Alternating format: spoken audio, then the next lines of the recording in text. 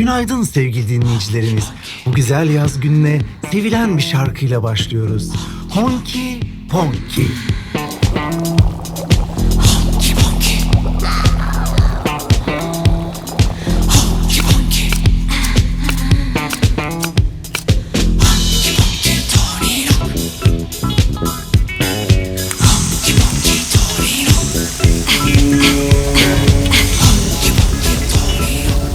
Usta bizim tostlar olmadı mı?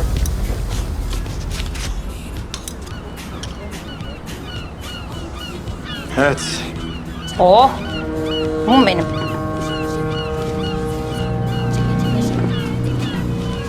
Hı?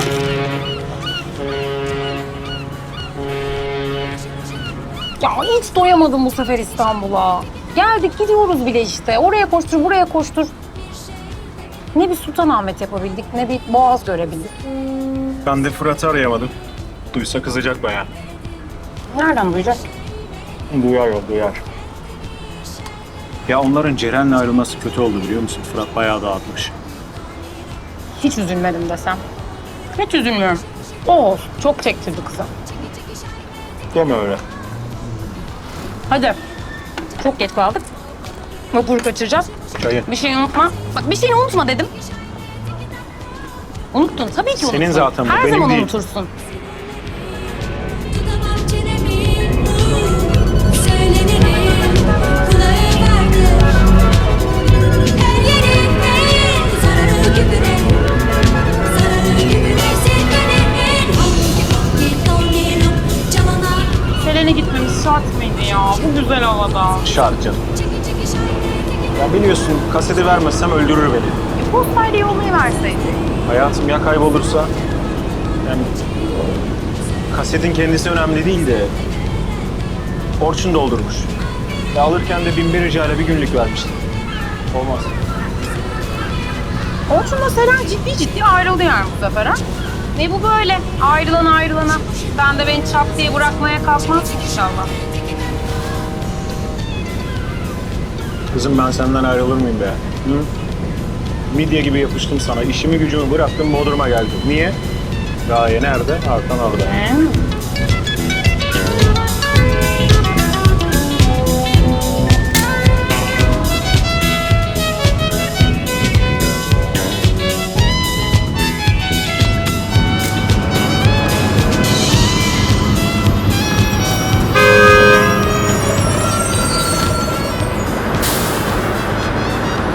Ulan kahpefelek, yine mi bizim bu? Delikanlı adama bu yapılır mı lan?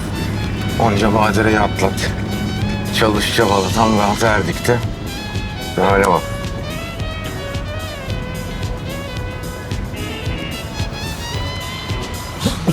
Başsın. Sigarana da.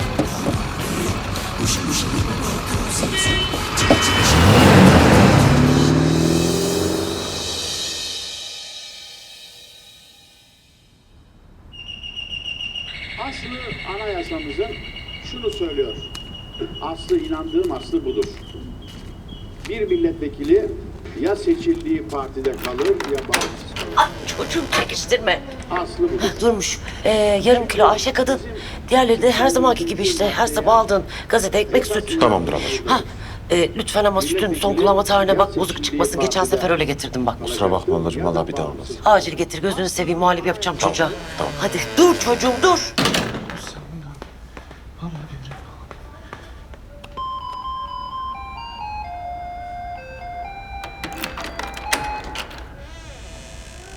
Ha, neredesin oğlum sen? Bir emriniz var mıydı albay? Bana bir cezve al. Evde cezve yokmuş.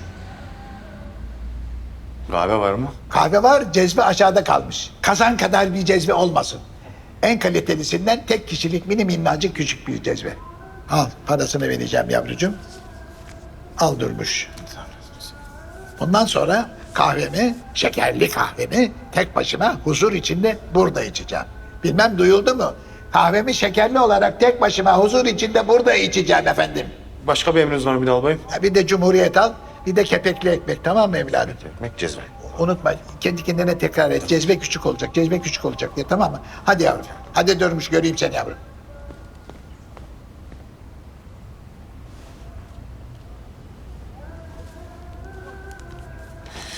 2 ekmek bir süt.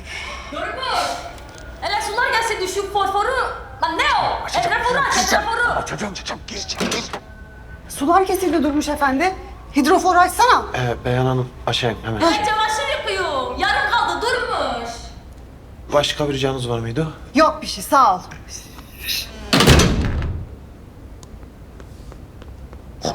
Kaç kere dedim merdivenlere parmadı. Gir içeri. Ya hele ikiletiyorsun. Gir içeri. Ben ne ölmüş hiçbir yerim. Ya fazla olmuş ne kıyameti kopartacağım. Bak beni delirtme seni vuracağım ha. Fazıl Hanım kusura bakmayın sular kesilmiş de hanım da telaş etti bebekte olunca. Tamam boş ver onu sen. Bana bak gidip cezve falan alma. Boşa para harcama. Cezve var burada. Bu üst kat olayını da yeni çıkardı. Bana sinirlenince boş daireye kaçıyor. Ne var orada? Boş dairede bir şey yok ki. Cezvesi bile yok. Dedikodumu yapmayın Fazıl.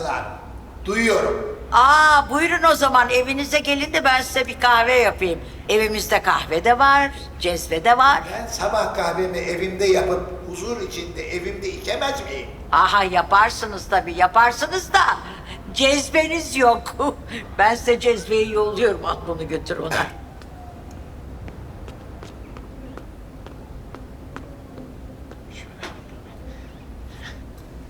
Tamam. Kusuruna bakma onun. Biliyor musun yaşlandıkça huysuz bir ihtiyar oldu. Şeker hastası kahvesine 3 kesme şeker koyuyor. Koymayın Burhan Bey deyince de sinirlenip boş daireye kaçıyor. Ne var yani sanki? Albayım estağfurullah biraz şey ya. Yo eskiden hiç öyle değildi. 4 haneli rakamları böyle kafasından bir çırpıda çarpardı. Evet. Bir de subay üniforması içinde. Evet. Çakı gibi delikanlıydı ya.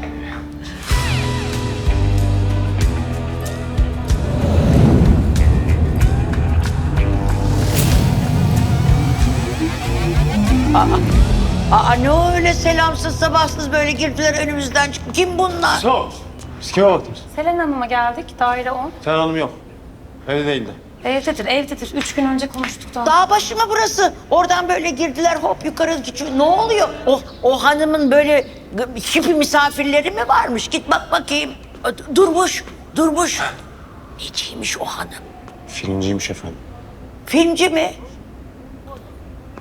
Bu apartmanda filmciler mi varmış? Ne oluyor? Efendim bir takım yabancılar girdi de onlara bakmaya giriyorum. Bırak onu şimdi. Sen bir niye benim dedikodumu yapıyorsun bakayım? Ben mi? Yok kahve cezvesi yokmuş filan diye geçiştirdin hemen. Yetiştirmedim efendim öyle siz bağırınca herhalde Fazıl Hanım'a kadar gittim. Yabancılar... Evde yok işte. Kapıcı haklıymış. Ya paspasın altına mı koysak ya da şuraya koyayım? Hayır tatlım çalınır orada çalınır. Yok işte şu kapıcıya verelim o ulaştırsın. Gaye senin gözün tuttu mu adamı Allah aşkına? Devamlı arkamdan konuşur bizim hanım. Devamlı dedikodumu yapar. Neymiş efendim? Rakamları aklımdan çarparmışım. Bunadık mı biz? Yaparız. Sor bakalım sor bana. Efendim yabancılar geldi de... Sen bana sor. Ya bu damdan giriş vardı aslında. Selen söylemişti bir kez anahtarını unutmuş. Şu merdivenle işte tırmanmış girmiş. Ne Ne yapıyorsun? Hayır. Sen sor bakayım evladım. Sor bana sor. 25 kilo ski. Çok kolay. 25 kere 32. 800 eder. 800, evet 25 kere 32 800 eder efendim. Duyuldu mu? Burhan Bey, Meksipolis olan apartmanımızın emniyeti. Emniyetten mi gelmişler?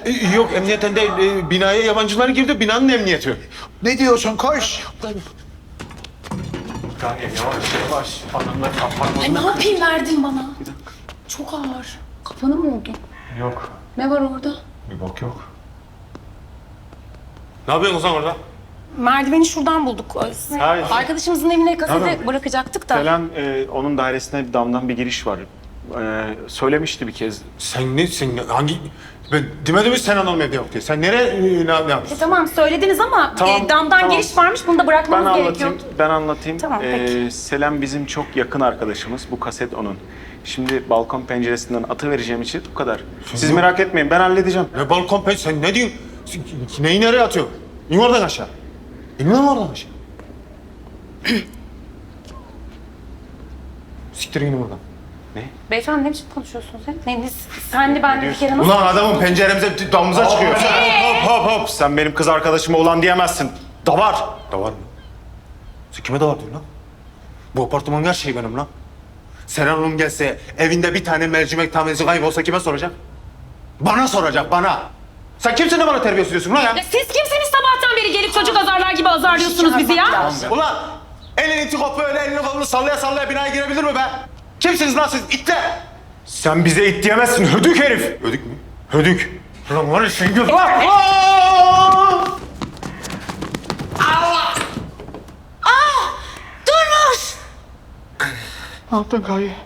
Nedir bu bağırtı canım? Polis yok mu bu memlekette? Nereden abi?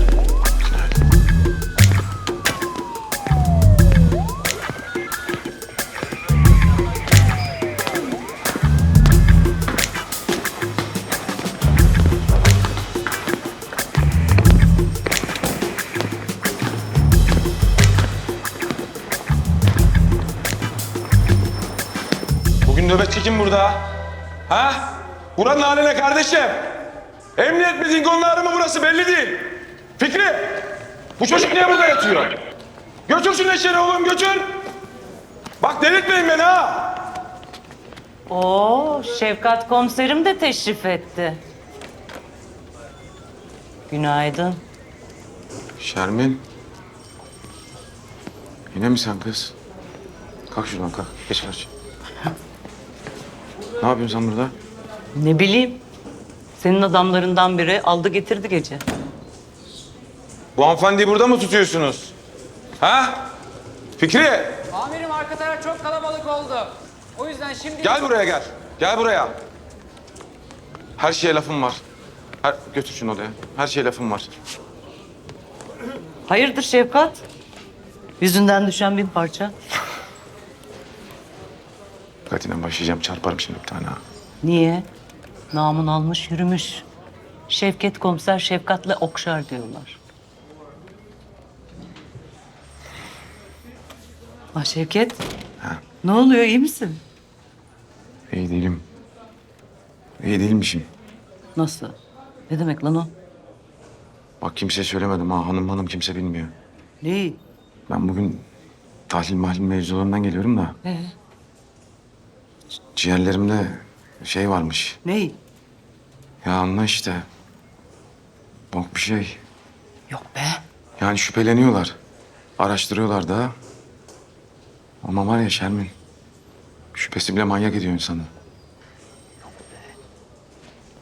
Allah korusun lan. Allah korusun getirme aklına. Sana bir şey olmaz oğlum. Kötüler kolay ölmez hem rahat ol. Siktir lan. Herkes bitti de bize mi kaldı kötülük? Kim aldı seni buraya? Bir tane genç yakışıklı var ya. Süpermen tipli. Sikeceğim Süpermen'ini. Sen niye çalışıyorsun hala? Param var, pulum var, her şeyim var. Niye çalışıyorsun? Otursan evinde. Çalışmıyor lan. Evde içim sıkıldı. Neşemi bulmaya çıktım. İçtim sade. Fuhuş muş yok. Yok takatim yok artık. Harala gürele, harala gürele. Anca yani değecek biri olursa zevk için. Şevket komiserim şimdi ceza. Lan söyle de salsınlar beni. Komiserim günaydın. Günaydın. Allah aşkına kurtarın bizi şu hırsızlardan, uğursuzlardan. Çok rica edeceğim. Albayım günaydın. Günaydın buyurun ne oluyor? Amirim bu adamla kadın haneye tecavüze kalktılar. Ben engel olmaya kalktım. Bana da Ya saldırdılar. evladım ne alaka? Tamam susun. Susun tamam. Canımız malınız emniyette değil. Önüne gelen dalıyor apartmanımızı hırsızlar, uğursuzlar yahu. Aa evet. Yani çok özür dilerim ama hırsımıza göz diktiler. He? Ya yani böyle selamsız sabahsız apartmana daldılar. Dönüş sen anlat bakayım. Amirim şimdi bunlar bizim en üst kata Selen Hanım var. Kendilerine onun arkadaş süsü verdiler. Haneye tecavüz etmeye kalktılar. Ben de hani ne yapıyorsunuz diye sormaya kalkınca da çok affedersiniz.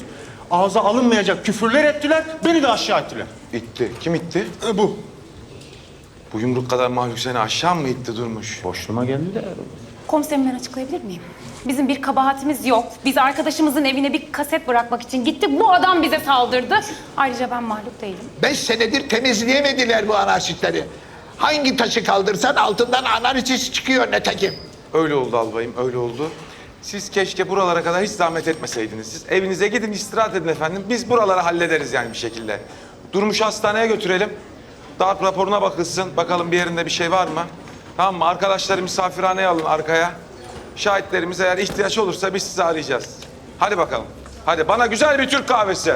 Güzel bir Türk kahvesi. Şöyle sert olsun ki kendimize gelelim. Amirim, amirim arka tarafta yer kalmadı. Bir de Fikri bayanı... sen bugün neymişsin? Her yerden çıkıyorsun.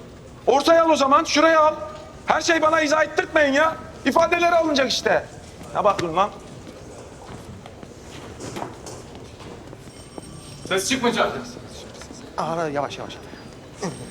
Yapamıyorum ya. Efendim? Anlayamadım Hakan. Ne yaptın Gaye dedim. Güzel. Ben mi suçlu oldum şimdi? Ha? Geldiğimizden beri kaset diye tutturan sensin. Kadının evine damdan tırmanmaya kalkışan sensin. Üstüne bir de adama davar diyen sensin. Suçlu benim öyle mi? İyi de adama kim merdivenden itti de attı? Niye ittim acaba? Ya benim suçum dilimde. Bir anda gaza gelip herifin merdivenden atmak ne demek ya? Tabii tabii. Erkekler temiz, hürüpak. Bütün suç karılardan. Ha öyle. Ablacığım ne diyorsun ya? Herifin merdivenden yuvarladı diyorum. Hadi ya. Aferin kız. Aferin, pataklayacaksın bunları. Keşke. Bana bak, ufak tefeksin, tipin göstermiyor ama var sende bir başkalık, aferin. Var bir başkalık. Bir şeyim vardı paşam. Bana bak bu herifler mazimize baksın da görürüm ben başkalığı. Ne var anam mazinizde? Ha? Adam mı bıçakladınız? Mal mı sattınız? Ne yaptınız? Bana bak. Solcu molcu değilsiniz inşallah. Bu şefkat solculara apayrı şefkat gösterir. Diyorlarmış yani ben bilmiyorum. Gaye ne diyor? Ne diyor bu? Duydum Hakan. Sonucu diyor. İnanamıyorum. Tamam sakin ol. Tamam sakin ol. Nasıl oluyor? Tamam gözlerini kapat. Kapat gözlerini. Kapat gözlerini. Kadınımıza bakın. Sayacağım. Derin nefes al ver. 1, 2, 3, 4, 5, 6, 7.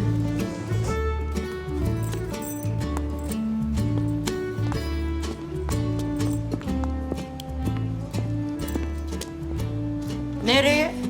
Evime. Ay eviniz burası mı oldu yine? Neresi olacaktı? Yukarı hep kaçıyorsunuz ya. Ben kaçarım efendim. Sizin göreviniz kocanızı yuvasına getirmek. Hay yuvaydı, kahveydi, cezveydi derken bir gün ben kaçacağım, bir kaçacağım. Kimse de beni bulamayacak. Aa, niye gülüyorsunuz? Fazıl Hanım, kızınca o kadar güzel oluyorsunuz ki. Siz de zora gelince yelkenler suya hemen. Hele Fazıl Hanım. Heh, Ne oldu ev mi durmuş? merak etme, durmuş, iyi kontrole yolladılar. O hippileri de nezarethaneye yolladılar. Çok şükür kılıksızlar. Hatun, ne oldu bizim alışverişler? Alışveriş falan yok Aylin Hanımcığım.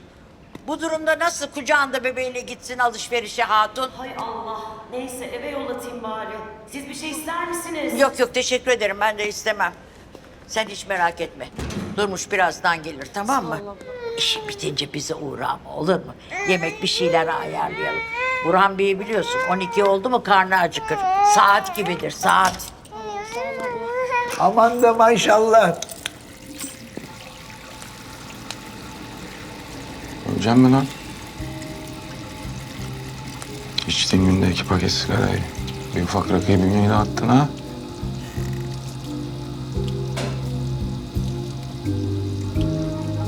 Şimdi öleceksin mi sen?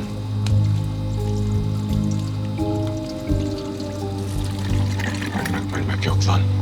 Tamam, ben konuşacağım komiserle. Sen mümkün olduğu kadar ne olur. Ne bakıyorsun lan yavşak? Kalk.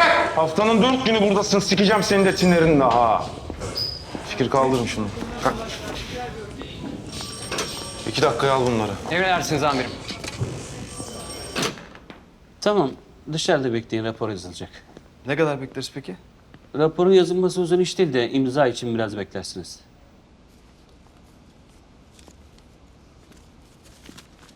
Evet, Gaye Hanım ve Hakan Bey. Gaye Hanım karatecisiniz galiba. Değilim. Daha iyi bir herifi nasıl devirdin o zaman? Devirmedim. Geri gittim. Kendi düştü. Kendi düştü. Demek kendi düştü. İkamet nere? Bodrum'da yaşıyoruz biz. Hediyelik eşya dükkanımız var. Bodrum. Bodrum'da şimdi ne güzeldir be Fikri. Püfür püfür esiyordur ha. Ne yapıyorsunuz bu Allah'ın sıcağı İstanbul'da? Niye geldiniz? Şöyle komiserim, Amin. biz aslında Ailevi bu işler. için... Ailevi işler. Şimdi benim annem biraz rahatsız da. Ailevi meseleler diyor. Bak, ailevi meselelerse ailenin yanında olursun. Ne işin var el alemin kapısında? El alem değil komiserim. Yani Selam bizim çok yakın arkadaşımız okuldan, üniversiteden. Nerede okudun sen? Ne okudun? Sinema okudum. Sinema mı? Nasıl sinema? Sinemada okuyacak ne var ki? Çok şey var amirim. Kuramları, yönetmenleri, ya. sahneler, filmler. Sahneler. Tarihi var, tarihi yani. Nerede okunuyormuş sinema? Mimar Sinan. Güzel Burada Sanat İstanbul'da. Fakültesi. Mimar Sinan Güzel Sanatlar. Bu okuldan çıkanlar hep böyle artist mi oluyor? Bir balta hesap olabildiniz mi? Vatana millete bir faydanız var mı? Amirim biz piyasada iş bulamadık. Yani Gaye'nin de dediği gibi hediyelik eşya üretiyoruz. Bakın bunun gibi. Aslında göründüğü gibi kolay değil. Gerçekten özenle seçilmiş boncuklar böyle sıra sıra. Biz Bodrum'da yaşıyoruz komiserim. Ailem de benim Bodrumlu. Zaten Hakan'ın söylediği gibi bizim sektörde iş bulmak, tutunmak birazcık zor Çok zor, oluyor çok zor. bu dönemde. O yüzden oraya yerleştik. Hediyelik eşya işiyle uğraşıyoruz bir süredir. Babam zengin diyor. Bana dükkanı açtı diyor. Öyle kendi yanında kavrulan normal bir vatandaşım diyor. Evet. Neyse. Bir bakılsın olaylara karışmışlar mı? Bu sinema ayağına falan böyle itlik bokluk bir yerlere karışmışlar mı? İyice bir bakılsın. Gençler, Saadet'e gelelim. Ne arıyordunuz kadının evinde? Amirim, Komiserim anlattık ya anlattığımız işte. gibi bizim Selen yakın arkadaşımız. Bir de ben ondan aslında bir kaset ödünç almıştım. Kaset mi? Kaset? Ne kaseti? müzik kaseti öyle. Kaset. Normal kaset. Normal kaset. Hatta şey yapalım. Ha Gaye al. Ver bakayım. Kaset çıktı Fikri içinde görüyor musun? Öyle. Bu kaset Selen'in ödünç almıştım. Tamam. Geri getirecektim ama biz bir senedir İstanbul'a gelemiyoruz amirim. Bir sene oldu mu Gaye? Oldu Hakan. Şimdi geldik nihayet ama Gaye Selen evde yoktu. Ama onun dairesinde damdan bir giriş vardı. Ben biliyorum arkadaşımız ya. Şimdi oradan bırakıp yaparken camdan içeri atacakken şu kapıcı geldi. Küfür kıyamet. Hani bir duysanız amirim. Fikri, bunu bir dinle. Tamam mı? Baştan sona dinle. Bak atlamadan. Tamam mı? Bakalım bir mesaj falan içeriyor mu? Ne oldu Gaye Hanım? Hayırdır? Hiç. komiserim. Yani kaset, müzik kaseti nasıl bir mesaj olabilir ki içinde? Müzik, caz kaseti yani. Caz. Caz müzik. Gaye Hanım. Biz ne cazlar gördük. Ne cazlar ne cambazlar. Böyle çiçek çocuk kıyafetiyle gelirler. Altından ne anarşistler ne teröristler. Ne yılanlar ne çıyanlar. Ah ah. Böyle Bodrum'da hediyelik eşya dükkanım var derler. Altından narkotik çıkar. Silah kaçakçılığı çıkar. Değil mi? Ya örgüt şubesi çıkar. Yok amirim yani bizde öyle numaralar neler? yok. Biz düz normal esnafız. Normal esnafız. Bizim şu kaseti arkadaşımıza sağ salim teslim etmekten başka şeyimiz yoktu yani. Teslim etmek. Bak şimdi Fikri teslim etmek diyor. Şimdi arkadaşına verirsin. Teslim etmek olunca ayrı bir şey.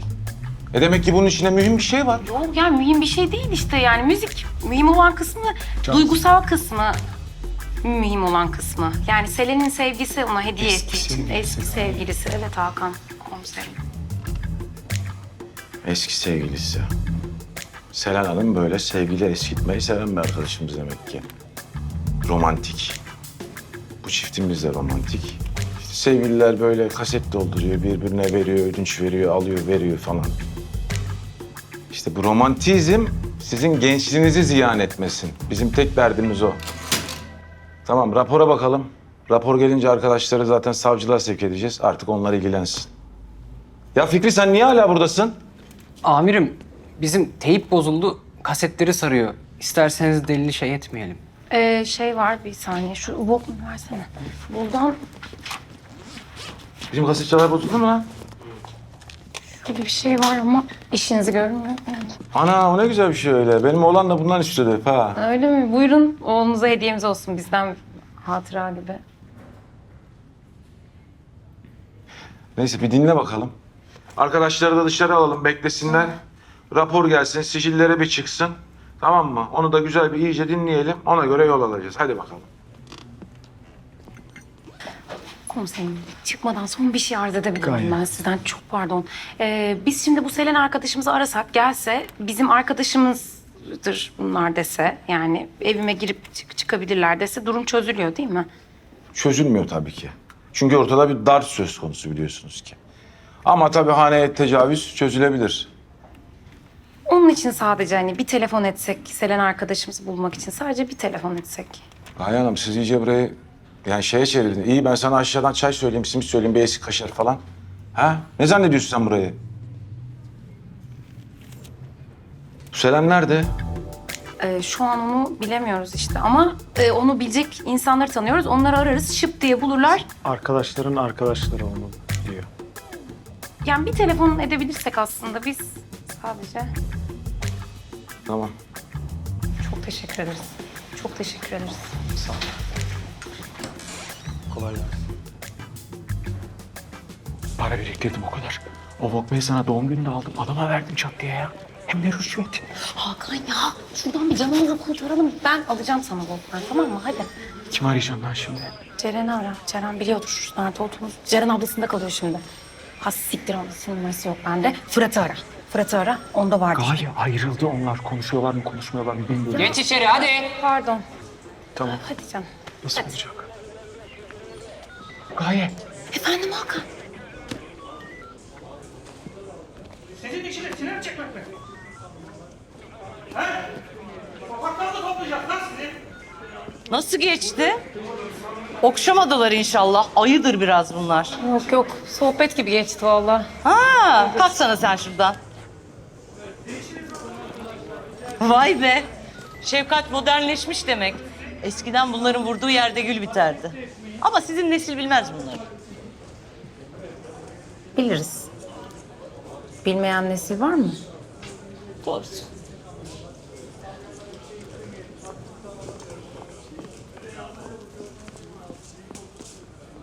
Bir daha ara.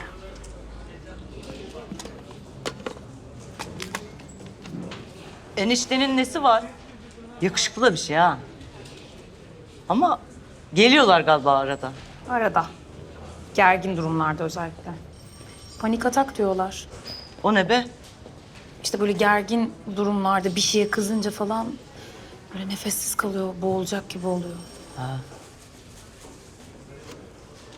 Aslında okulun en yetenekli çocuklarından biriydi. Sinemada bir şeyler yapabilirdi. Ama o setlere, oradaki gerginliklere dayanamazdı. Necisiniz siz? Filmci misiniz?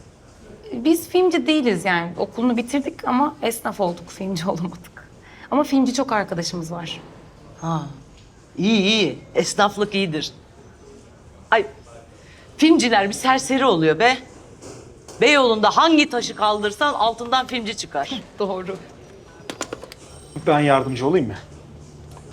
Ben alayım. Şimdi bunu play'e basıyorsunuz. Yalnız sesine dikkat edin. Kulağınız zarar görmesin.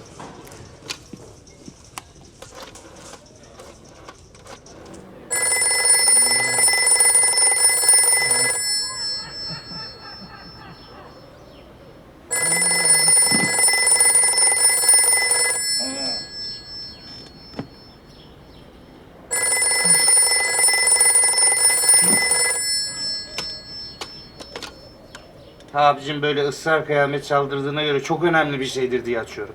Eğer çok önemli bir şey değilse ne olur ismini bile vermeden kapat yoksa çok pis küfür yiyeceksin ha.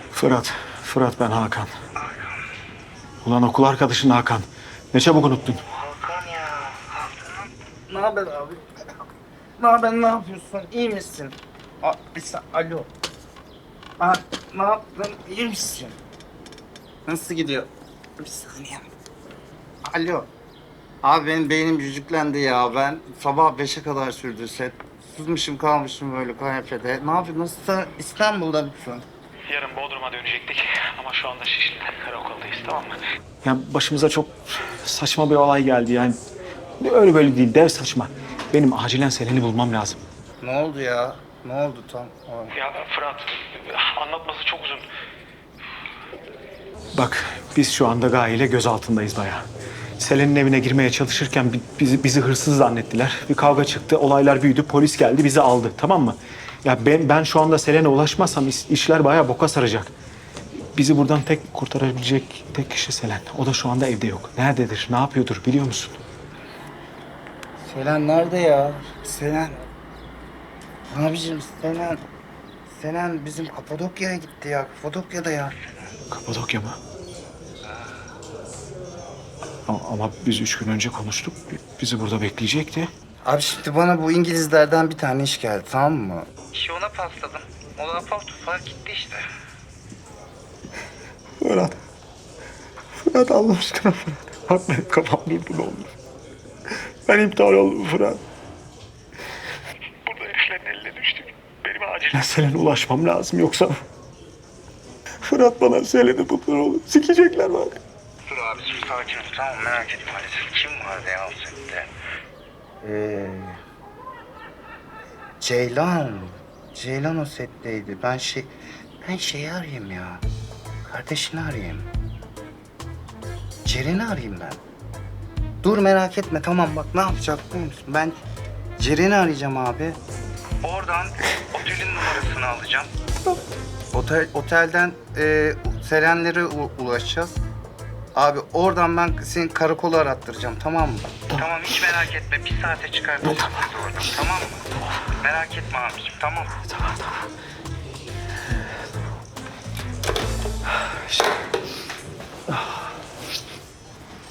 Bu ne böyle dım dım dım dım dım çalıyor? Ne mühimmatı var bu kasetin? Abicim müzik işte sadece müzik. Biz de onu diyoruz ya.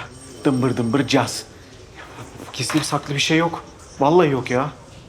Bu böyle sonuna kadar devam mı ediyor?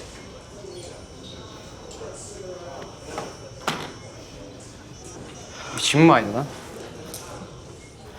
Ne oldu canım? Sen de mi sigara mı içtin? Ne diyorsun ya? Tamam hadi geç şöyle. Geç hadi. Teşekkür ederiz. Siz gelin benimle. Evet, hangisiyle konuştun sonuçta? Sakin ol. Tamam. Kadir hiç açmadı ama Fırat'la konuştum. Selen çekime gitmiş. Nereye? Allah'ın Kapadokya'sına. Artık ya. Ama Fırat ekibin kaldığı oteli bulacak. Burayı Selen'e arattıracak. Öyle dedi. Fırat'a kaldık desene. Yandık. Yandık. Efendim? Alo. Fırat ben. Kim? Fırat. Hangi hakla, hangi yüzle beni arıyorsun? Siktir git Fırat.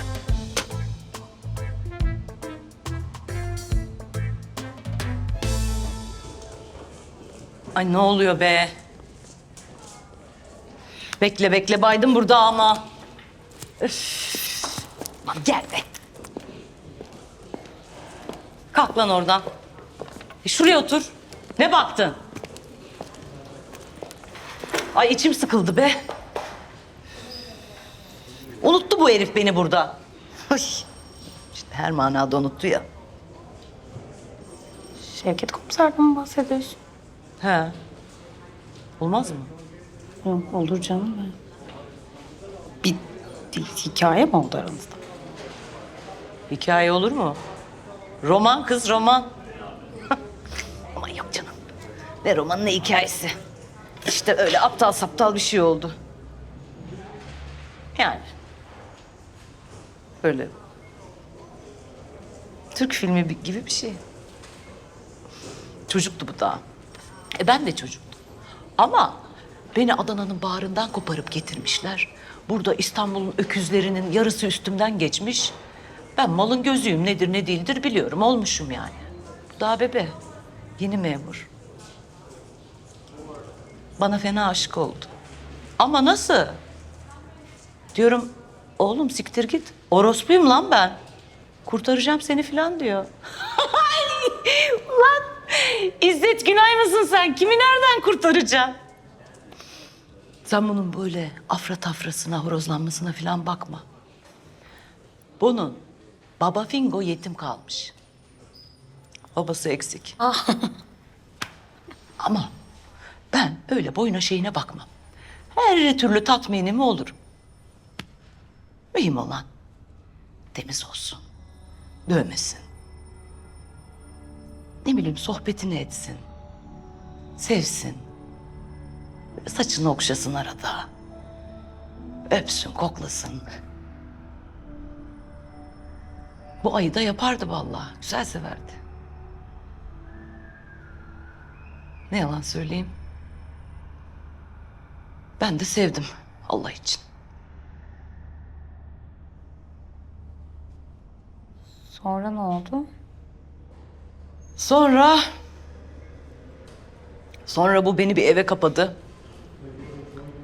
Biz aylarca tepişip durduk. Ama tavşanlar gibi durmadan. İşte bu beni herkeslerden kıskandı. Uğruma adam dövdü. Üstüne beni de dövdü. İşte ne bileyim içti. Sayıkladı. Neredeyse memurluktan atılacaktı. Ha? Sonra memleketten babası duymuş. Geldi adam buna bir sıkı dayak tembih. Bir de temiz kız buldular. Bu da gitti evlendi. 3 de çocuk yaptı. Bu bildiğin Şevkat oldu işte böyle. Öyleli. Aman.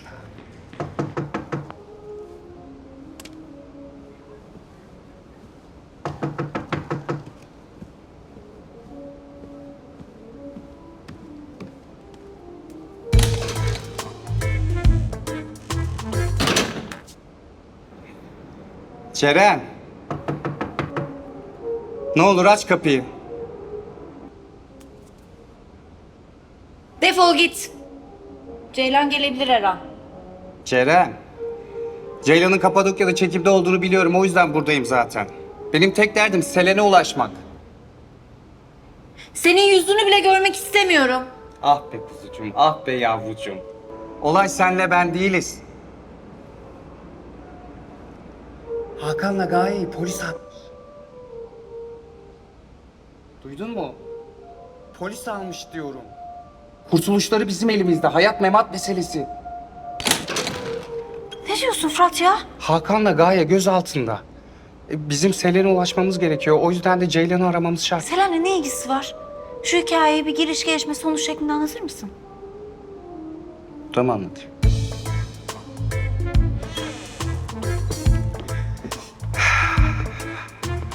Karım değil misin? Sabah ararım, akşam ararım.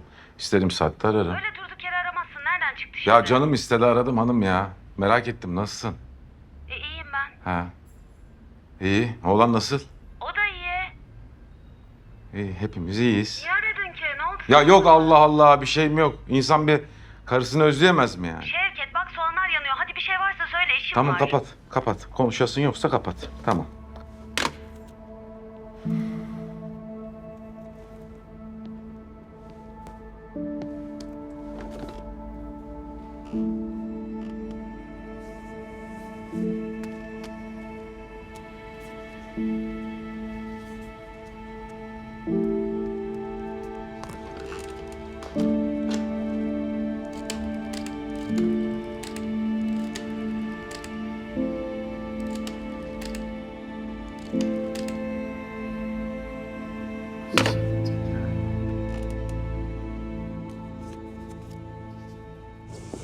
Abla, çıkıyorsun. Abla deme lan. Lazım olur. Ver. Nihayet hatırladı beni Şefkatli. Vallahi öyle olmuş. Geçmiş olsun. Darısı başınıza gençler. İnşallah. Siz de şu arkadaşınızı tez bulun, tez kurtulun inşallah. Hadi bakalım. Bana bakın. Kendinize mukayyet olun ha. Kız. Aa! Kız benim mukayyet olacak halim mi kalmış? Dağılmışım iyicene. Çok iyisin. Bundan sonra bir daha karşılaşırsak enişte böyle sazlı, sözlü, muhabbetli güzel bir yerde olsun. Tamam. Tamam. Hadi sağlıcakla. Bakar mısın? Yardımcı olur musun? Topuklardan yürüyemiyorum da merdivenden. Tut tut. Korkma be. Hah, bak şimdi oldu. İsmin ne senin? Çetin. Ya belli. Böyle sıkı bir tipsin.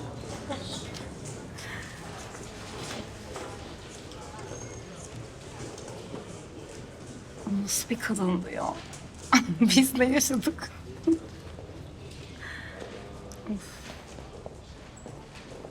İyi tarafından bakacağız. Böyle bir kadını başka hiçbir yerde tanıyamazdık muhtemelen. Malzeme işte.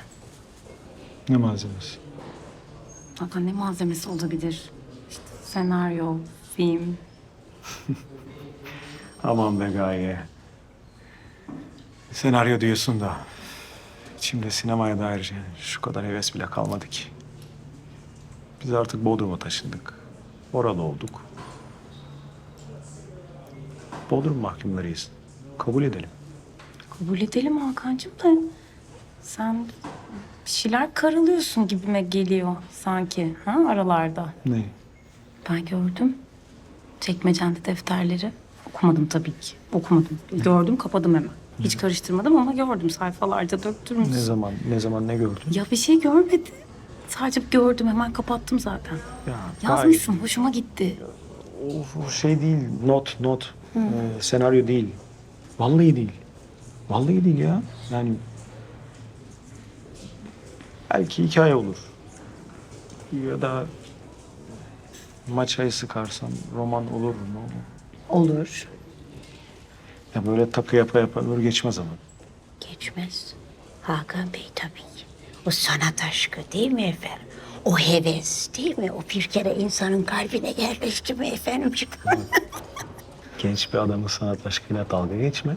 Fena olur. Dalga Burası karakol. geçmiyorum. Dalga geçmiyorum ya. Gayet de saygı duyuyorum, takdir ediyorum hatta yani. Bende olmayan bir şey şahsen. Çok üzülüyorum o yüzden. Ha, siktir ya. Çok boktan bir durum. Ben hemen kaldıkları oteli arayayım. Gerçi bütün gün dağda bayırda çekimdeler. Ama belki biri vardır ekipten.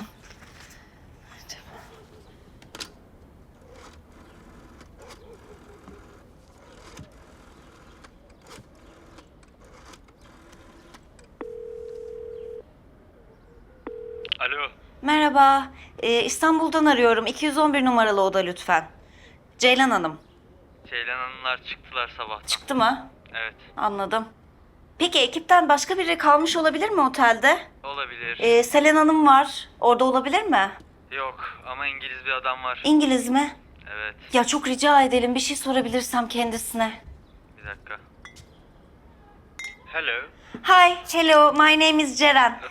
Ceylan's sister. Who again? Ceylan, in your art crew. Oh, Yes. Yeah, okay.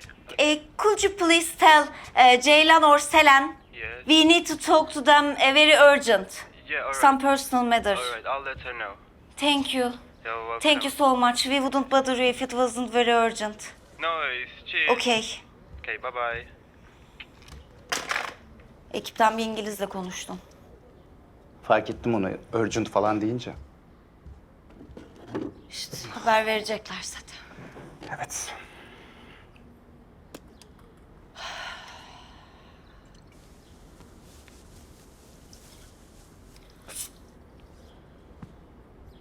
Konuştuk. Beklemekten başka yapılacak bir şey yok şu an. Bekleyelim, bir yarım saate ararlar zaten. Şey yaparız sonra. Sen gidebilirsin. Ben anlatırım Selen'e, karakolu arar. Gidebilirim. Gideceğim de zaten de. Şunu içeyim öyle gideyim. Ayaş gibi sokaklarda içmeyeyim. Al bak sana da koydum, içsene onu. Dün gece yine sabahladık ya. İş bilmez bir yönetmen denk geldi. Hışırımız çıktı vallahi. Eve geldim öyle rahatlayayım diye 2 kadeh içeyim dedim. Onda biraz fazla kaçırmışım. Bu da öyle ilaç niyetine. Ağzınla içmeyi bile bilsen. Ağzımla içiyorum ben Ceren. Hatta ağzımla bile içmiyorum. İçmiyorum ya öyle eskisi gibi. Vallahi çok azalttım ya.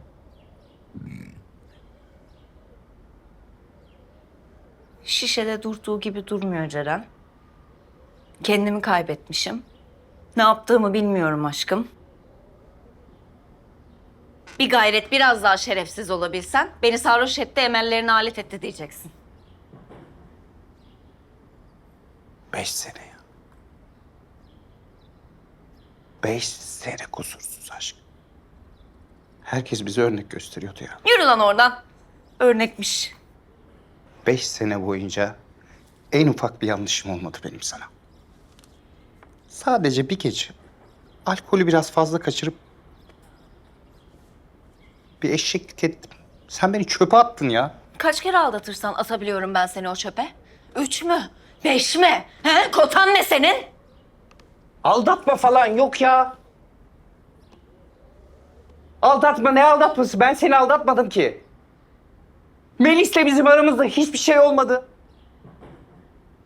Bir kere öpüştük o kadar. Onda da sen geldin yakaladın zaten. Ay yazık sana. Ay ben gelmeseydim neler neler olacaktı halbuki. Öpücük ya. Bir tanecik öpücük ya.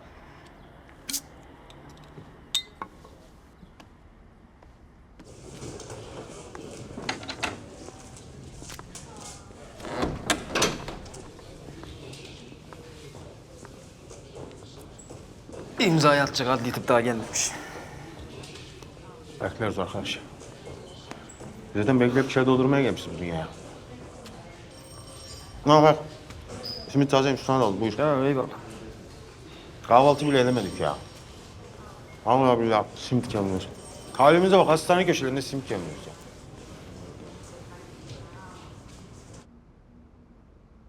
Yalnızlık. Yalnızlık koymuyor. Mutlu musun? Kafamı dinliyorum.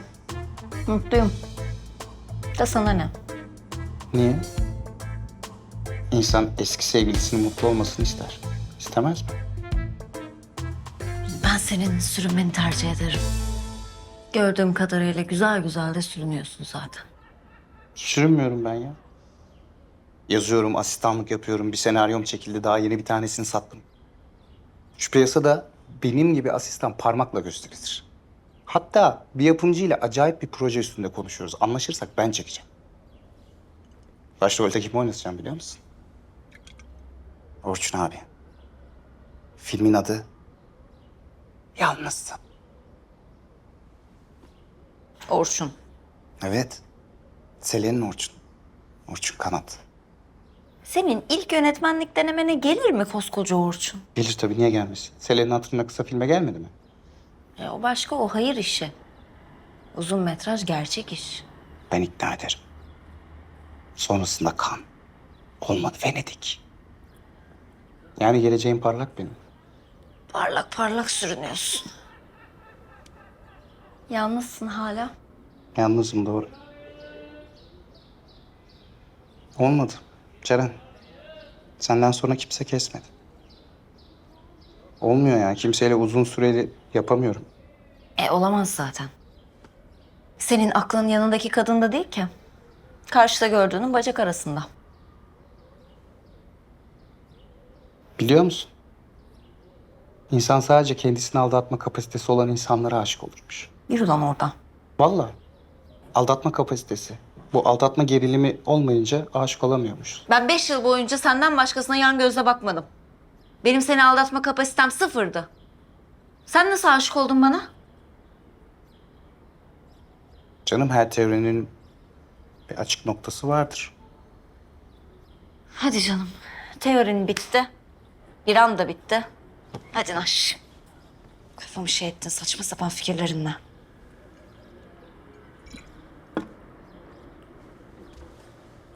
Yarım saate otelden aramazlarsa Ararsın, tamam mı? Selen'e acil Şişli Emniyeti araması gerektiğini söylersin, tamam mı? Çok acil. Anladık Fırat, acil. Ben senden çok daha fazla sorumluluk sahibi bir insanım. Gayeyle ne kadar yakın olduğumu biliyorsun. Merak etme. Biliyorum.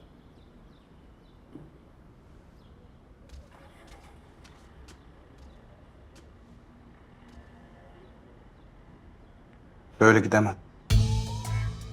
Yo, çok güzel gidiyordun oraya kadar.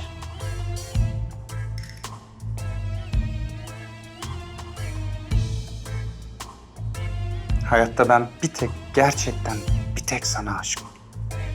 Sensiz her şey, her şey, her şey boktan.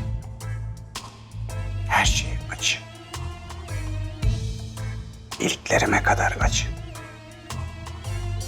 Bir tek seni istiyorum.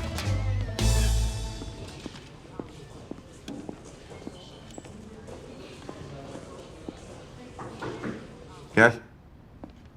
Amirim kaseti getirdim. Baştan sona dinledim. Bir şey çıkmadı mı? Baştan sona müzik komiserim. Dım dım dım dım dım çalıyor. Söz de yok. Başka bir kayıt da yok içinde. Hepsini dinledim öyle. İleri geri almadan dinledin mi hepsini? Dinledim amirim. Allah Allah. Ver bakayım şunu. Onu da ver. Baştan sona dinledin öyle ileri geri sarmadan hepsini dinledin mi? Dinledim amirim. Lan çok ilginç yorum ya. Yani bu kadar bu kasetin peşine düşmeleri ne anlama geliyor ki acaba? Bak burada da böyle kargaşık burgaşık yazılar var. Ne diyor burada? Telefon. Bak iki o yan yana gelmiş. Pool İngilizce'de havuz amirim. Ama gerisini ben de anlamadım. İngilizce biliyor musun lan sen? Meraklıyım amirim. Gece kursuna falan gittim. Bu zamanda çok lazım. Turist mi aralayacaksın Sultanahmet'ten? Aferin. Aferin bana bakma sen. Biz mayneğimizi geçemedik de. Bu saatten sonra gereği de yok zaten. Neyse. Sen bunu herife ver.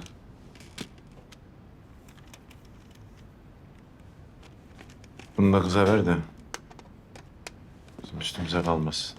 Peki amirim. Tamam.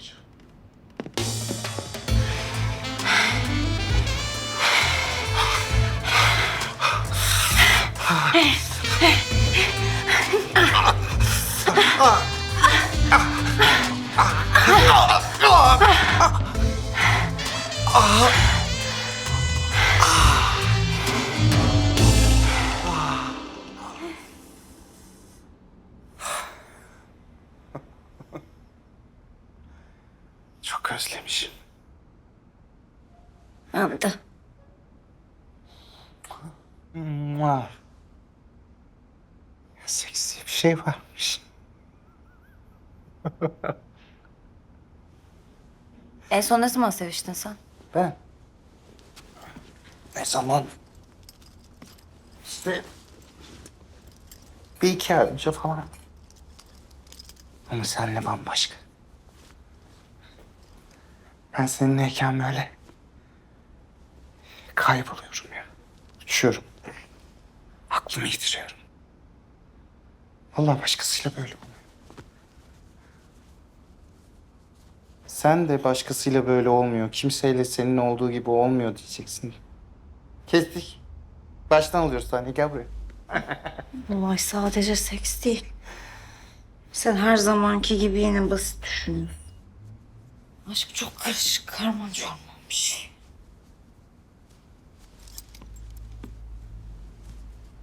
Sen bana hala aşıksın. Değil mi?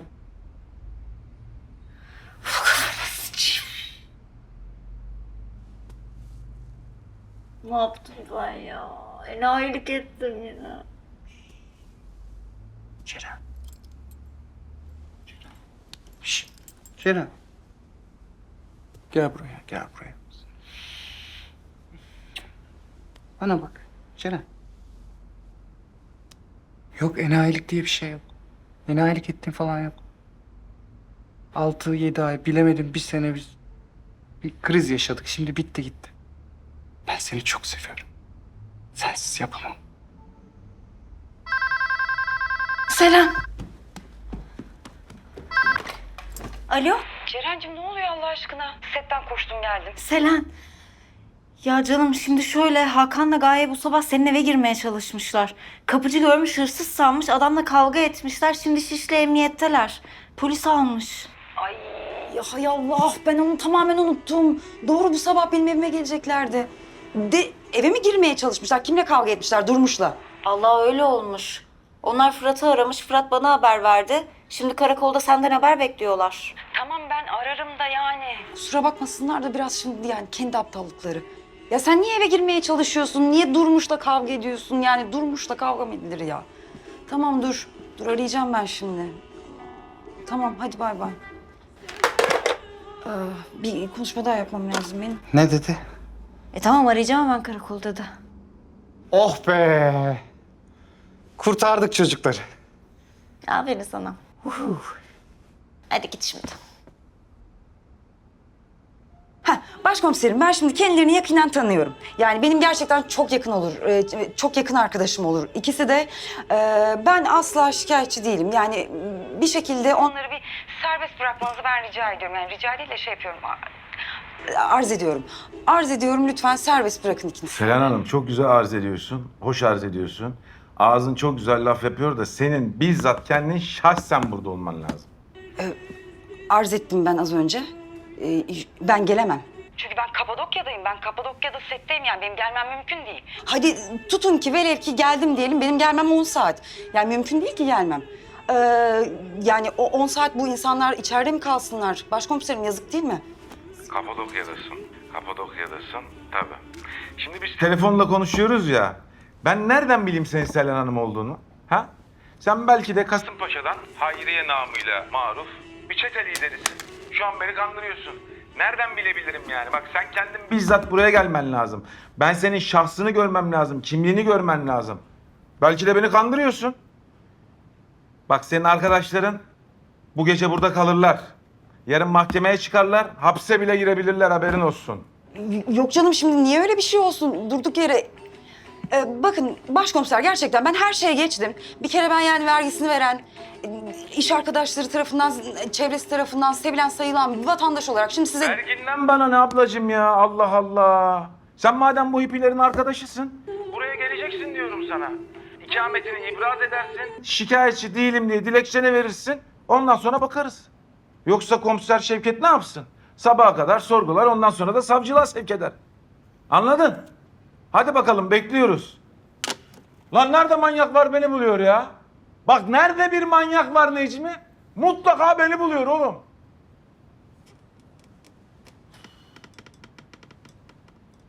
Sizin derdiniz ne? Dövdü bu beni. Komiserim bu adam bana şey teklif etti. Affedersiniz ters ilişki.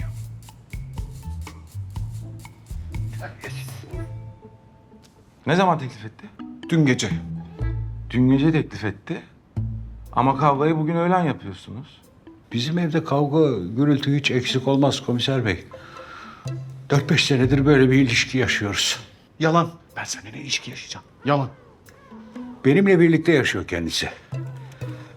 3 gündür ortalıkta yoktu. Merak ettim. Sinirlendim tabii. Ondan sonra da gelince de böyle kavga, gürültü oldu işte. Yani hep böyle bizim evde. Allah'ım sana sabır ver ya. Tamam siz arkadaşları alın dışarıya kendi aralarında sulh etsinler. Ya rica ediyorum devlet müesseselerini ya şu işler için meşgul etmeyin. Zaten gırtlağımıza kadar derde batmışız. Yani gidiyorsa gider gitmediği yerde biter. Birbirinizi dövmek nedir ya? İlişkinizle ilgili bir kelime daha duymak istemiyorum. Bak savcılığa sevk ederim size. Al dışarıya. Sal bunları. Sal bunları. Bunlar halleder kendi arasında. Sal.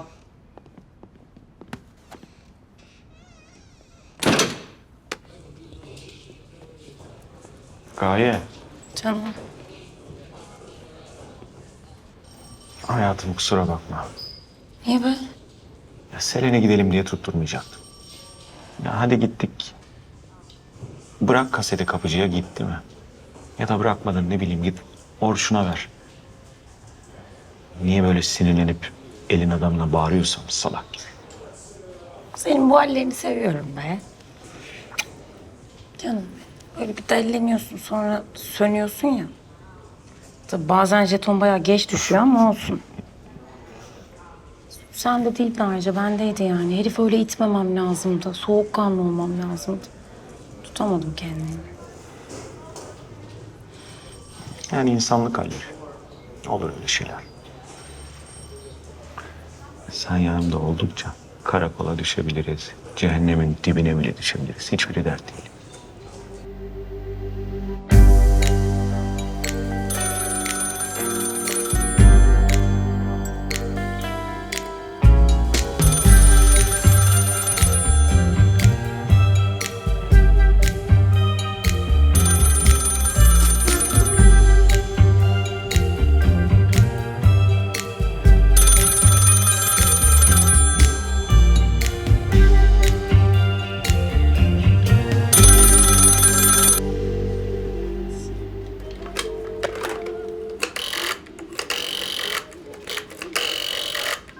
Açma. Ceren açma gel. Açma. Heh Selen. Ceren'cim ben aradım bu karakolu. Manyak bir herif var orada başkomiser mi ne? İnanmıyor benim Selen olduğuma. Gelmen lazım diyor. Çıkaramıyorum çocukları. Eyvah. Dur eyvallah. Bir durum yok şimdi de. Bak şey yapın siz. Orçun'a gidin. Tamam bu işi Orçun halleder. Orçun için 5 dakikalık iş zaten tamam mı? Zaten seviyor da Hakan'la Gaye'yi. Biz de hatta geçen yaz Bodrum'a gittiğimizde onlarla kaldık. Yani duysa hemen koşa koşa gider. Tamam, arayalım Orçun abiyi. Ben aradım şimdi, bakmıyor. Siz gidin evine. Dün konuştum zaten ben, İstanbul'daymış. Gece sabahlamıştır, akşama kadar yeter o şimdi tamam mı? Dayanın kapıya anlatın mevzuyu. Gider hemen halleder. Vallahi Allah aşkına bak benim şu an yapabileceğim bu. Tamam mı Ceren'ciğim? Ben gidiyorum şimdi sete. Siz artık bir şekilde halledin. Tamam, sen hiç merak etme. Biz Orçun abiyi buluyoruz, hallediyoruz. Orçun Kanat mı? Bunlar ayrılmamış mıydı ya? Ayrılmamışlar demek. Orçun abi müthiş adam ya. Çözer tabii. Memleketin var ya sağcısı da hayran solcusu Sen da. de şunları toparla, çıkalım. Polisi de hayran hırsızı da. Bana bak. Hazır bulmuşken rolü mü teklif etsem? Fırat, Allah aşkına arkadaşlarımız göz altında film diyorsun. Ha bu da çok mühim ya. Ben üstümü değiştiriyorum, sen de toparla. Orçun abi oynarsa var ya, film sınıf atlar. Ben bu topraklardan geldim muhtar. Toprağa borcumu da alın terimle, gözyaşımla, kanımla ödedim. Yine bu toprağa döneceğim. Döneceğim. Senin gibiler toprak bilem sizi istemez. Atar bağrından.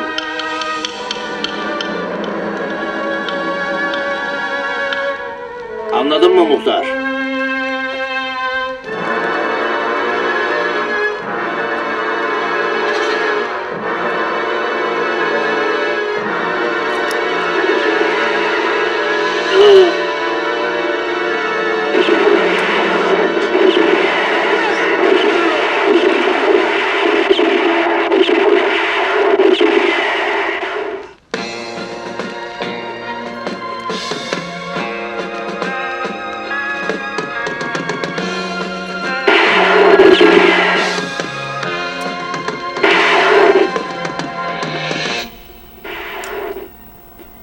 Ma gördünüz.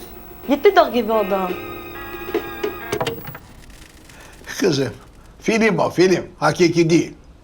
Sen gerçek hayatta eşkıya görsen kaçacak delik ararsın. Dedem eşkıyaymış benim ha. Ne? Ha ben göremedim. Dağlarda ölmüş. Allah rahmet eylesin. Ne demişler? Su testisi su yolunda kırılır demişler. Dağlarda barındıracak halimiz yok ya netekim. Ha bizi de barındırmadılar zaten efendim. Ve 7 sülalesini süründürdüler. Ama biz de ne yapak kalktık buralara geldik işte. İyi ki de gelmişsin kızım. Bak ne güzel yemekler yaptın bize. Sağ ol abla. Çorbayı hatun yaptı. Güzel, aferin. Sizin memleketin yemeği mi bu?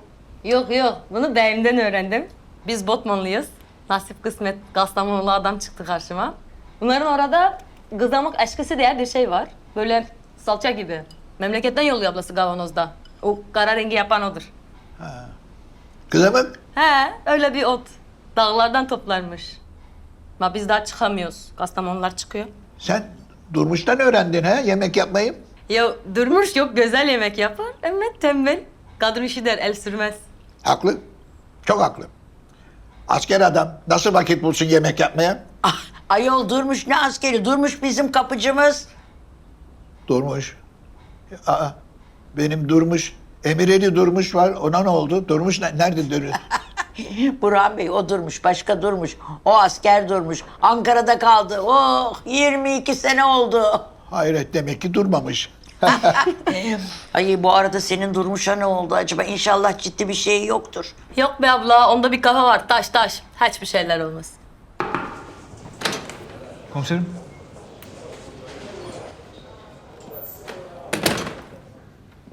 Darp raporunu aldık amirim. Ver bakayım.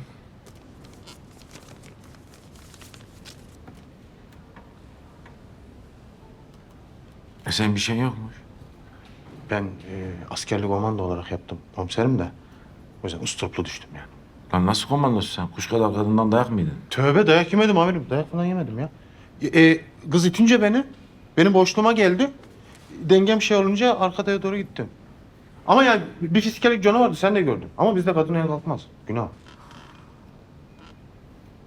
Senin şikayetçi olacak bir durum yok aslında. Sen şimdi şikayetini geri al. Tamam mı? Biz de böyle ifade falan iki saat uğraştırma hiç. Yani yazık ya. Daktilo kağıdına şeridine yazık. Amirim tamam ben şikayetçi olmayayım da bunlar da eve girmeye kalktı. Şimdi evin sahibi olduğunu iddia eden bir kadın bizi aradı zaten. Selen Hanım mı? Ha Selen Hanım. Selen Hanım bizi aradı. Ben onu buraya çağırdım. Gelirse zaten şikayetçi olmazsa bize bok yemek düşer. Öbür türlü ben zaten bunları bir şekilde akşam sevk edeceğim yani savcılığa. Şey yapalım Durmuş. Senin muhakkak kapandı. Amirim. Yok tamam bir ihtiyaç olursa ben zaten seni çağırırım. Şahit Amirim mahit ama olarak bir bunların ne şekilde oldu? çağırtırım. Belli değil bunların ne oldu o yüzden. Tamam sen al. Ha? Al arkadaşım götümüzü terledik. Sen hala burada bir şey anlatıyorsun.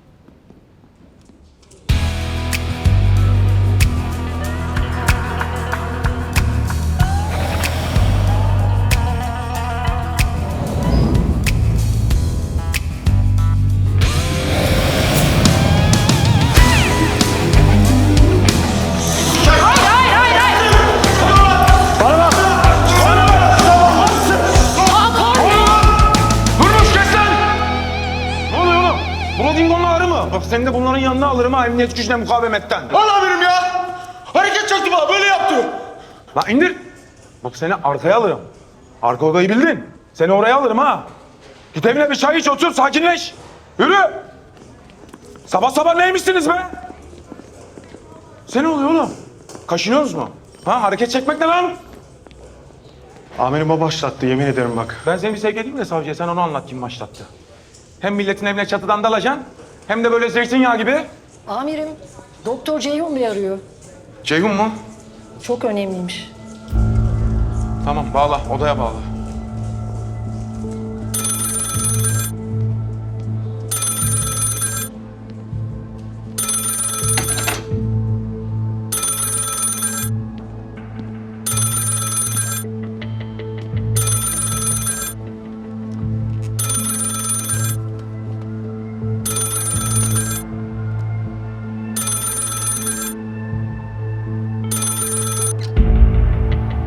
Ceyhun.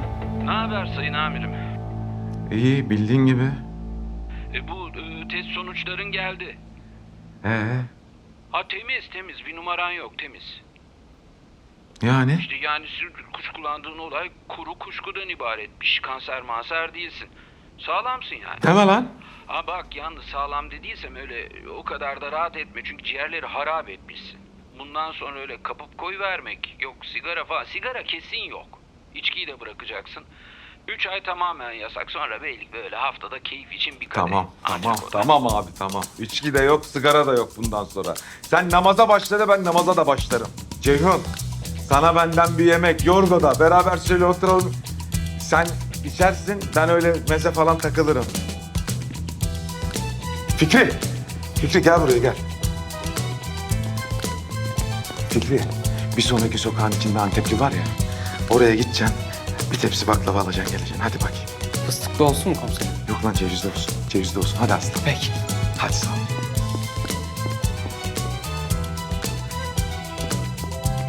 Ya sen hani gitmiştin Orçun'un evine? Oo, ta 4-5 sene evvel Selen orada otururken gitmiştim. Bakar mısınız? Buralarda bir sinema kahvesi vardı. Bulamadık da hangi sokaktaydı? Sen demeyeyim lan sinemacılar kahvesiyim. Ateş miyim ben?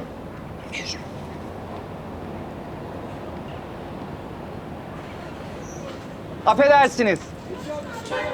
Bakar mısınız? Ne var? Ya biz Orçun abiye bakmıştık. Orçun Kanat.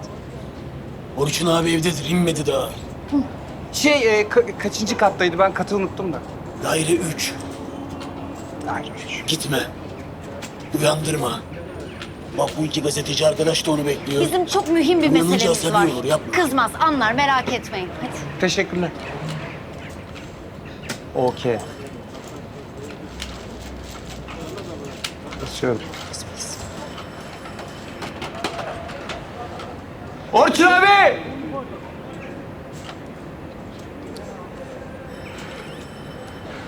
Orçun abi! Ne oluyor ya sabah sabah? Ne basıyorsunuz hırsız ile? Yangın mı var? Orçun abi! Ben Fırat. Bu da Ceren. Hatırladın mı? Kim Fırat? Abi Selen'in üniversiteden arkadaşlarıyız. 2 sene önce birlikte kısa film çekmiştik. Ha Fırat. Fırat. Gelin gelin ya açıyorum kapıyı hadi.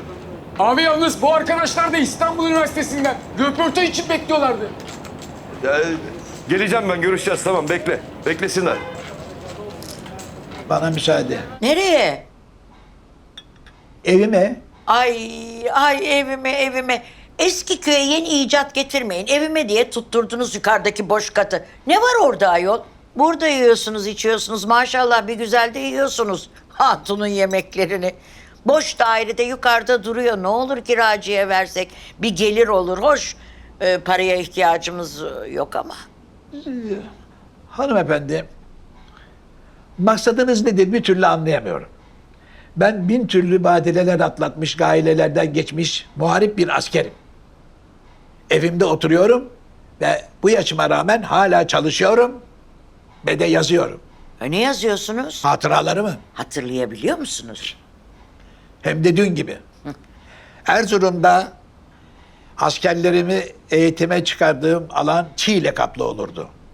Kastamonu'da garnizonun bahçesinde gayet güzel bir kiraz ağacım vardı. O kiraz ağacının altında öğle yemeklerini yerdik. Hatırlıyorsun.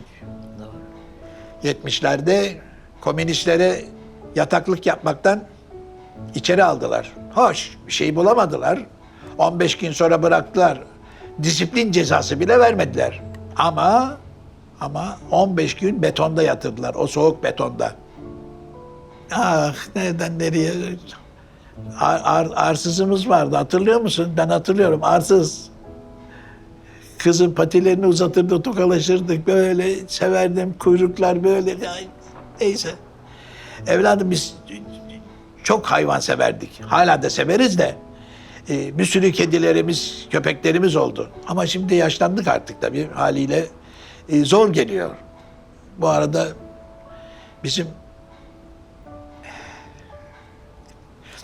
bizim çocuğumuz da olmadı evladım. İşte o yüzden. Ne lüzumu var şimdi bunların ha? Neyse. Hadi hoşça kalın bana müsaade. Ay nereye? Hadi otur şimdi. Otur Allah aşkına. Hayır şimdi daha da derinlere gideceğim. Duygulandım. Sizi de üzmek istemiyorum ha. Ay otur Allah aşkına. Israr etmenin bir manası yok ki. Ben kendi evimde oturmak istiyorum efendim. Huzur bulmak istiyorum efendim. Allah Allah. Vay Durmuş. Ne oldu yavrum? Hala durmuşum, iyisin. İyiyim ya. Şeyin yok ya, hastanede ne dediler? Gönderi doktor bir şey yok dedi. Çok Kur'an'ıma şükürler olsun. Ben dedim, benim adam sağlam adam, hiçbir şey olmaz dedim. Maşallah. Hala sen de ben çocuğu alayım. Hadi. Durmuş ne oldu evladım o serseriler? İçerideler hala Burhan Bey. Komiser dedi hani bir şey lazım olursa biz size haber ederiz. Sen iyi misin yavrum?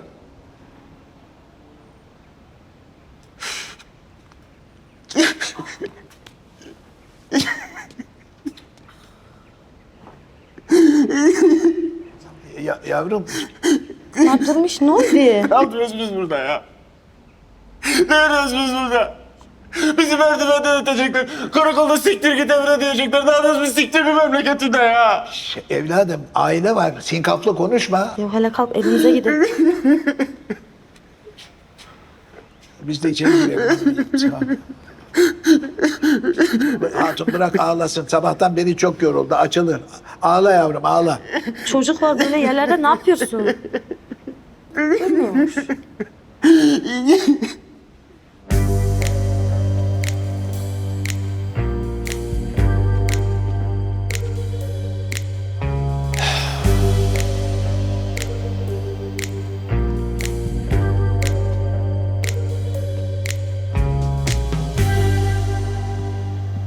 Ne biçim bir çağda yaşıyoruz gençler? Ya ne biçim bir memlekette yaşıyoruz ya? Neyse. Şimdi gider çocukları alırız da. Ben hala uyanamadım. Şu demli çayı bir içeyim. Olur mu? Afiyet olsun. Bu filminizin hastasıyım. Hangisi? Kale. Ha. Küçükken yazlık sinemada seyretmiştik. Çok korkmuştum. Ha işte o zamanlar. Sade ben değil. Hepimiz böyle işte tarihi, vurdulu kırdılı falan filmlerde oynamak zorunda kaldık. Zorunda kaldık. Modaydı çünkü. Öyle istediler. Sonra aklımız başımıza geldi. Gerçekçi filmlerde oynayalım dedik. Önümüzü kestiler. Ya. Labirenti biliyorsunuz değil mi? Tabii canım. Bir yılı geçti herhalde. Bak ondan beri de telefonum çalmadı işte ya. Hiç. Hep onların istediğini yapalım istiyorlar. Eski filmlere. Onların istediği gibi. Abi ben bir senaryo yazdım. Bir yapımcıyla da görüşüyoruz. Ersan abiyle. Kendim çekeceğim. Senin başrolünde olmanı çok isterim. İyi çocuktur Arslan. Fırat konu neydi? Abi çok farklı bir iş. Aykırı bir hikaye. Adı Yalnız. Alabilirsiniz buyurun. Ay pardon.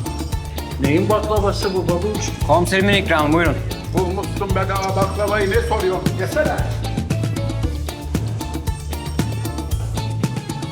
Ruhen kayıp, fiziken kayıp. Her manada kayıp yani.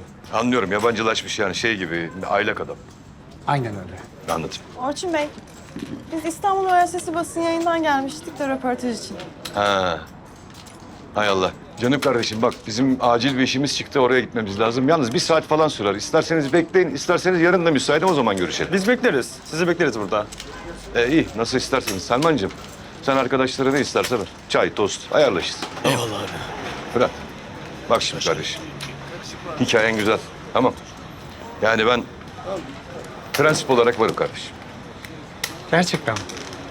Aslansın be Orçun abi. Gel ya. Gel. Duydun mu? Abi fevkalade bir film olacak. Teşekkür ederim. Rahatladın mı? Bir rahatladım ki sorma sevgilim. Her an tutuklanabiliriz, hayatımız kayabilir ama çok rahatladım. Beyler koşun.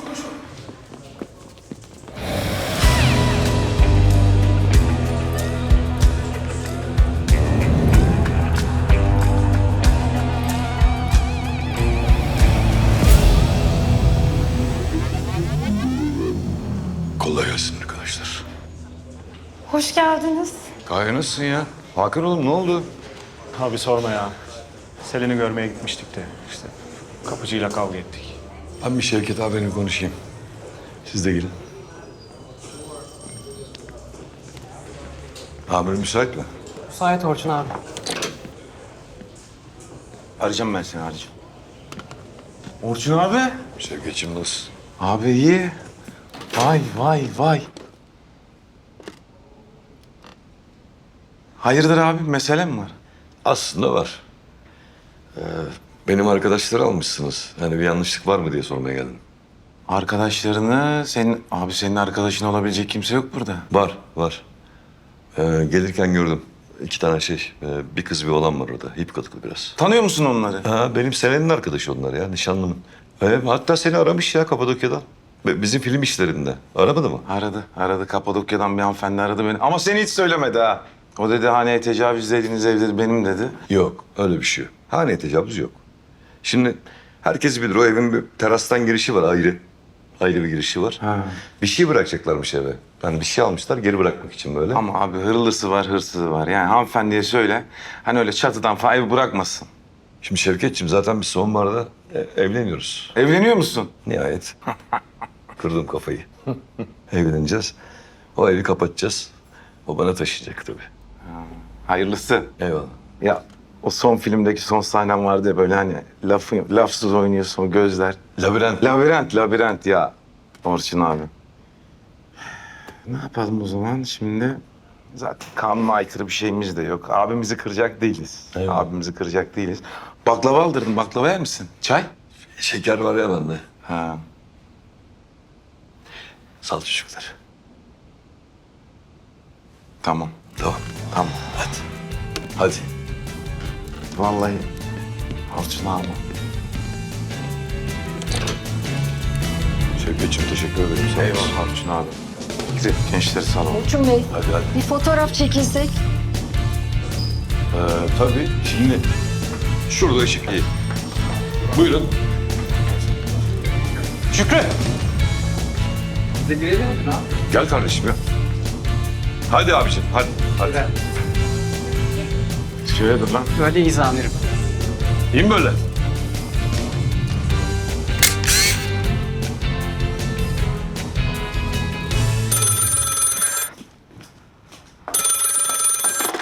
Alo.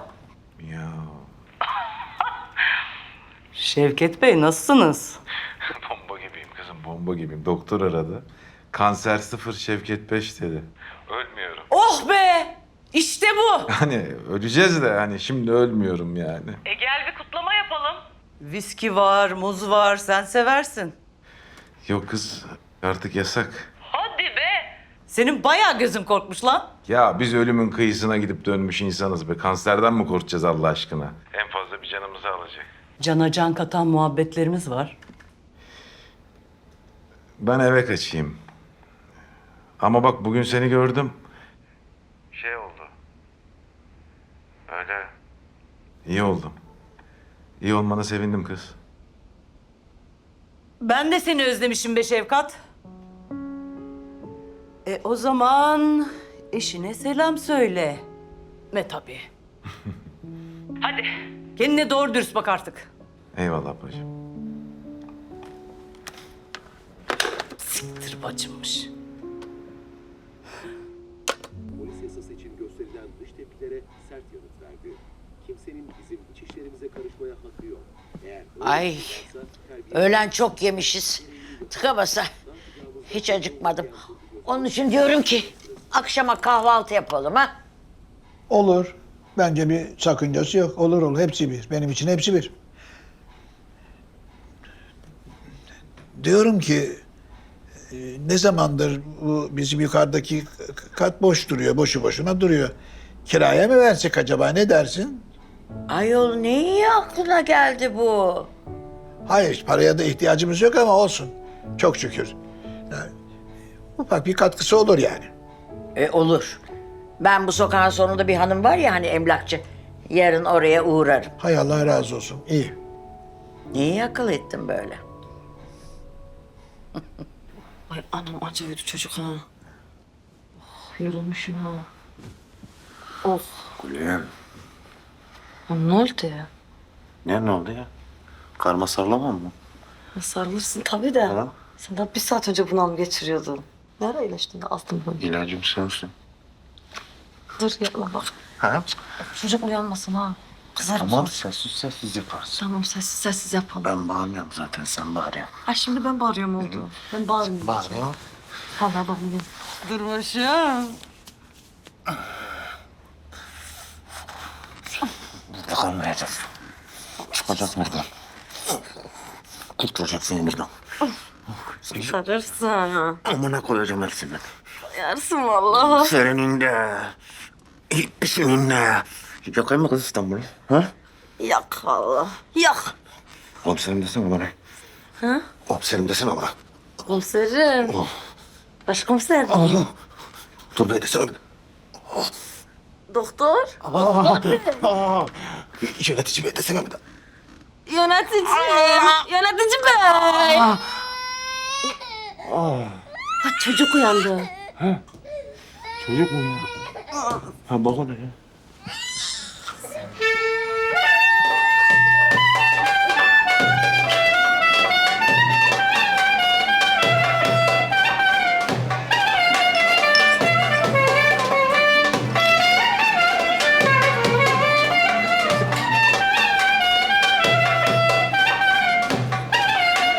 Evet öyle Selen'cim, aynen öyle. Bak şimdi, bu senin eve giren hırsızları ben aldım, meyhaneye getirdim, tamam mı? Evet. Sağlıkları, saatleri, keyifleri yerinde. İnanmıyorsan birini vereyim. Al. Al kızım. Alo, Selen. Sesim geliyor mu? Ha? İyiyiz, çok iyiyiz. İyiyiz Selen, iyiyiz merak etme. Duymuyorsun muhtemelen de Hakan selam söylüyor. Tamam. Hadi çok iyi bak kendine. Hadi kolay gelsin. Hakan, bu kaset meselesi nedir ya? Ay lütfen anlattırma Dur Gaye, olsam. son bir kez anlatayım. Abi şöyle sen Selen'e bir kaset vermişsin. Ben o kaseti ödünç aldım. Bir sene oldu geri veremedim. Tabii Selen başımın etini yedi. Yani bütün mesele oradan çıktı. Dur abi sana kaset. Ver. Kurtulalım şundan Kurtulalım değil mi? gerçekten. Ön cepten iyi değil misin? Önde. Önde canım. Öndedir abi. Önde yok. Orucu doldurmuş işte. Arkadaşlar size bir... ya. Arkadaşlar. Ya tamam da. Arkadaşlar. Evet Fırat. Arkadaşlar size 3 tane çok güzel haberim var. 1. Sonbaharda uzun metraj filmimi çekiyorum ve başrolünde Orçun oynuyor. Prensip ama, prensip. Prensip olarak. 2. Bu da seninle ilgili abi. Sen mi söylesen ben mi söyleyeyim? Nedir? Karakolda söylediği şey var ya. Selen'le sen. Ya, Ne ya? siz ona inandınız mı ya? Ya karakola gittik ya. Böyle amiri yumuşatmak için Selen'le evleneceğiz de bir yalan sıktım işte yani. Yok öyle bir şey. Ha, fena da olmazmış. Ben inandım. Oyunculuk böyle bir şey. Selen öyle parmağına tak yüzüğü, eve kapat falan öyle bir kız değil. Zaten beni de almaz. Ben böyleyim diyor. O isterse eğer ebediyete kadar böyle devam eder. 3. bir haberim var demiştin. Ne üç abi? Hangi üç? 3. haber. 3 tane haberim var dedin ya. Ha, üçüncü. 3. Üçüncüsü ve en güzeli. Ceren'le ben yine sevgili olduk. Ben sana demiştim. Niye daha önce söylemedin bu haberi? Bugünün haberiymiş meğer. Bir şans daha veriyorum. Göreceğiz. İşte ne güzel. Her şey ne güzel. Sevenler kavuşuyor. Filmler çekiliyor. Mutluluk ki mutluluk be. Hakikaten be, hakikaten be. Kim bilir önümüzde neler var, ne kadar güzel günler var. Belki yepyeni bir hayat başlayacak önümüzde. Kaç yıl kaldı 2000'lere?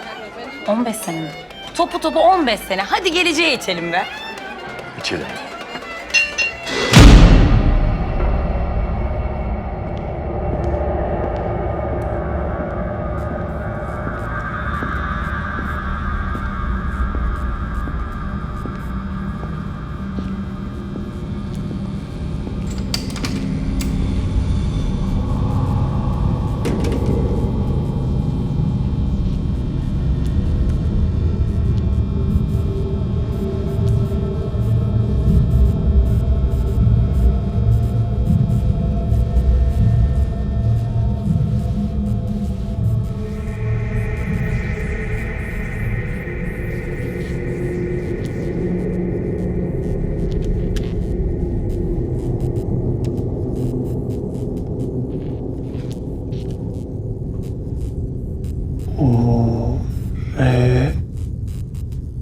Kon.